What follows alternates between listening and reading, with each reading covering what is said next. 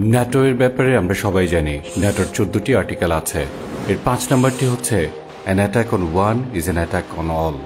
সহজভাবে বললে ন্যাটো সদস্যভুক্ত যে কোনো দেশের উপরে আক্রমণ সবার উপরে আক্রমণ হিসেবে বিবেচিত হবে।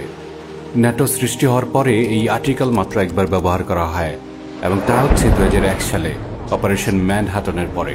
অপারেশন ম্যানহাটনের মাত্র 24 ঘন্টার মধ্যে এই আর্টিকেল প্রয়োগের আহ্বান করা হয়।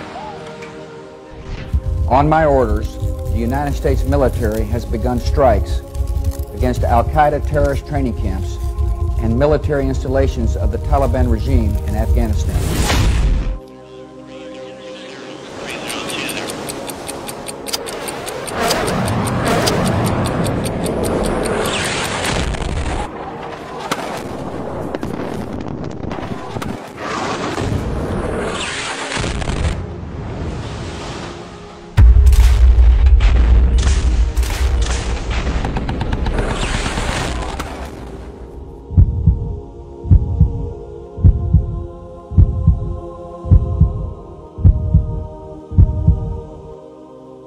এরই প্রেক্ষিতে আমেরিকা 2001 সালের অক্টোবর থেকে শুরু করে সো-কল্ড ওয়ার অন টেরর, যা আগামী কয়েক দশকে লক্ষ লক্ষ মুসলিম হত্যার কারণ।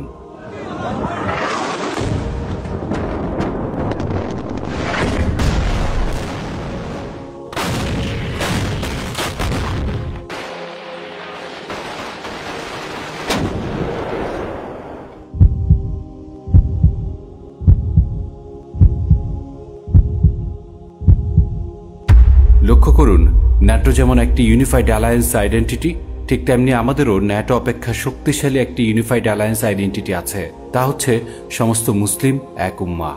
এবং আমাদের জন্যও একটি আর্টিকেল আছে, তা হচ্ছে তোমরা তাদের সাথে যুদ্ধ করো যেমনিভাবে তারা তোমাদের সাথে যুদ্ধ করে। সূরা বাকারা আয়াত নম্বর 190। অপারেশন ম্যানহাটনের 24 ঘন্টার কম সময়ের মধ্যে তারা ন্যাটো আর্টিকেল 5 ইনভোক করে আফগানিস্তান এবং ইরাক বিধ্বস্ত করে ফেলে। অথচ 80 বছরের অধিক সময় ধরে চলে আসা ফিলিস্তিনের উপরে অমানবিক নির্যাতন এবং 1 বছরের অধিক সময় ধরে ইতিহাসের অন্যতম জঘন্য গণহত্যার বিরুদ্ধে আমরা কিছুই করতে পারিনি।